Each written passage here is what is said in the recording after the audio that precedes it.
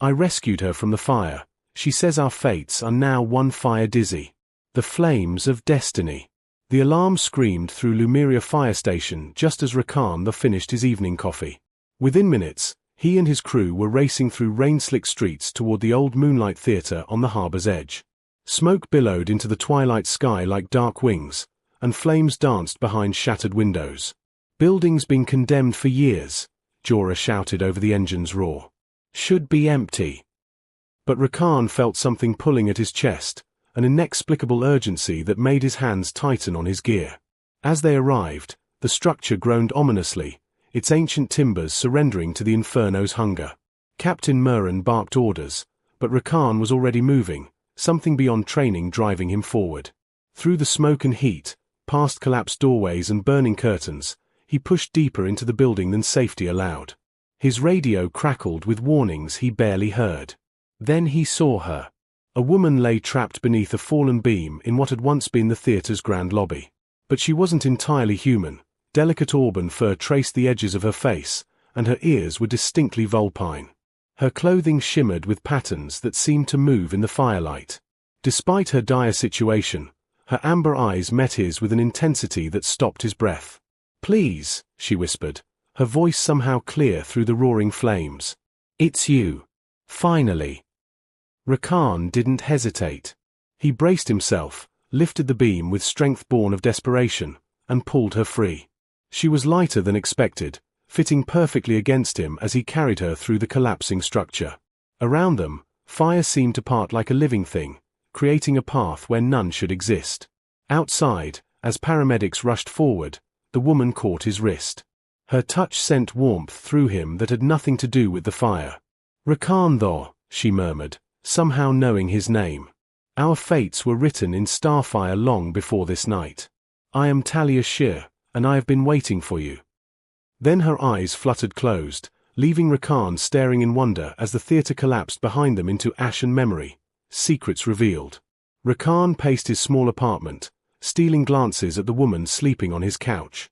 The hospital had found nothing wrong with Talia except exhaustion, and she'd insisted on leaving with him, her amber eyes pleading in a way he couldn't refuse.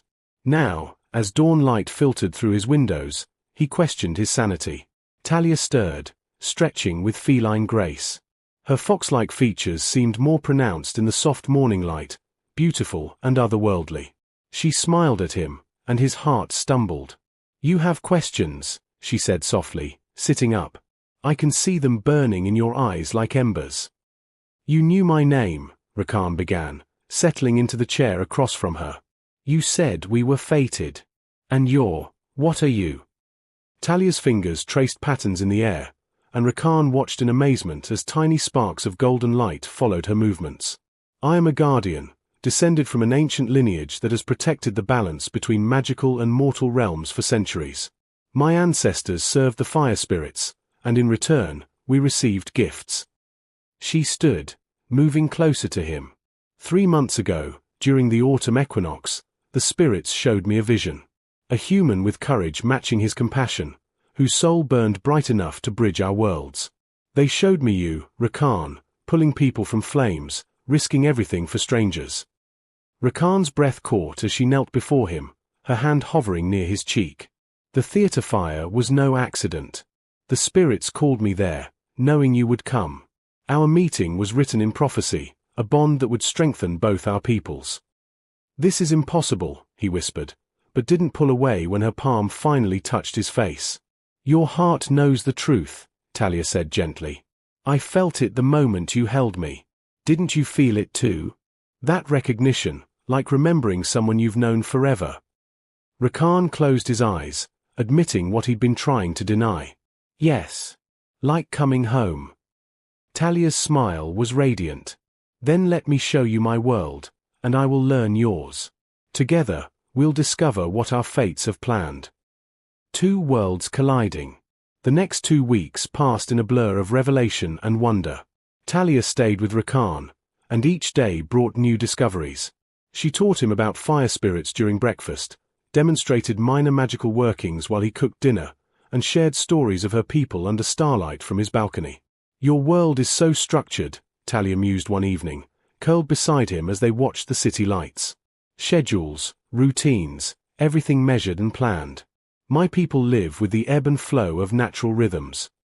Rakan's fingers found hers, intertwining naturally. And your world is so free. You make decisions from the heart, trust in destiny. I've spent my life preparing for every emergency, but I never prepared for you.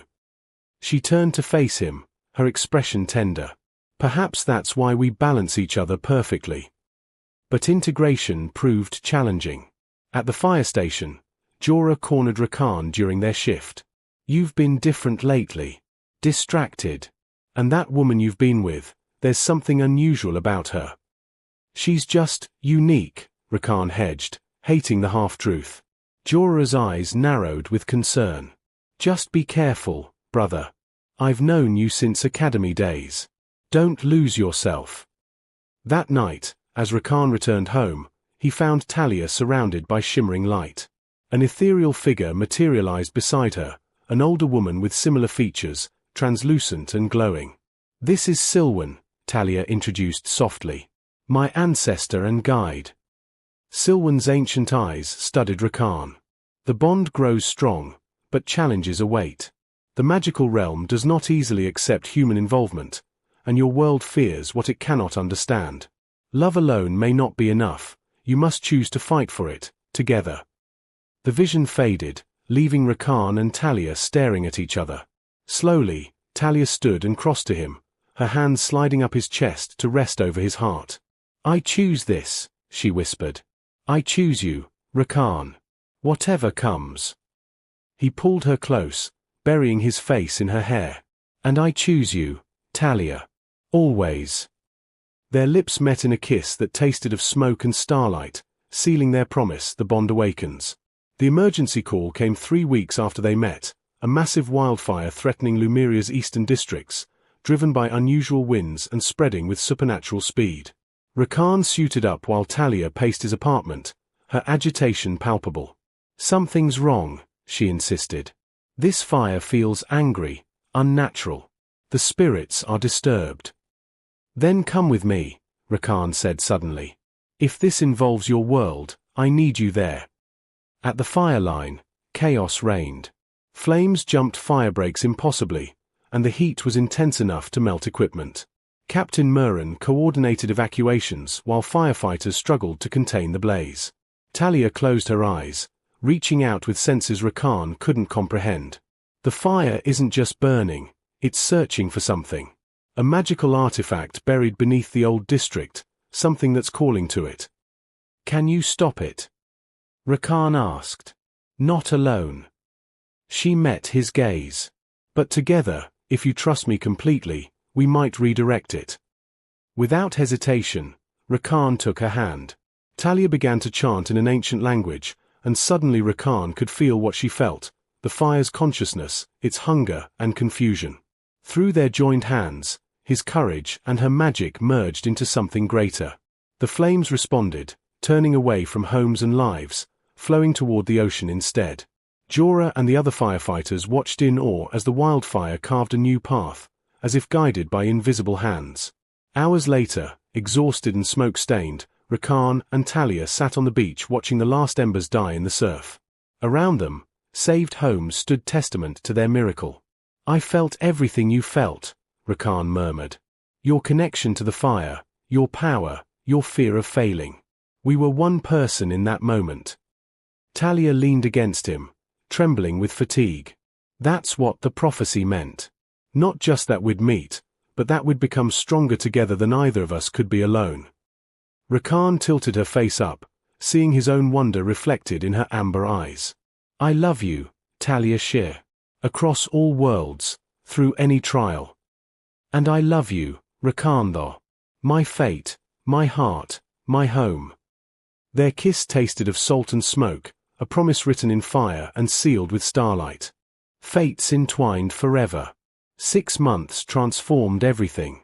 Rakan's apartment became a bridge between worlds, mortal and magical, practical and mystical, human and guardian. Talia's presence at the fire station became accepted, her intuition about fires saving countless lives. Jorah eventually learned the truth and became their staunchest ally.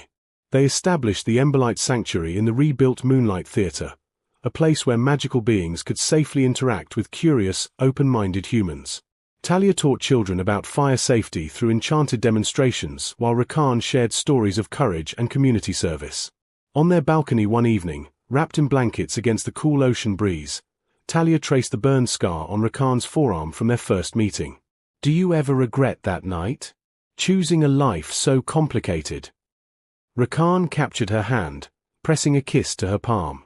"Every moment with you is worth any complication.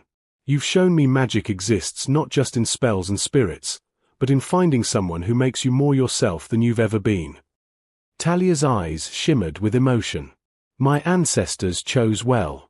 They saw not just your courage in flames, but your capacity for love without boundaries, acceptance without conditions. You've given me a home I never knew I was searching for."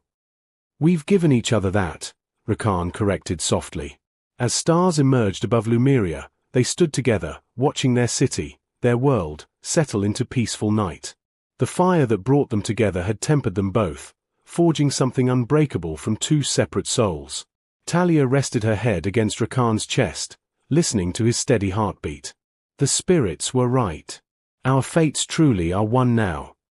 "Forever," Rakan promised, holding her close as magic and mortality danced together in perfect harmony. Lessons from the flames. True love recognizes no boundaries between worlds, requiring only courage to bridge what separates us. Destiny may write the meeting, but we write the story through our choices to trust, accept, and grow together.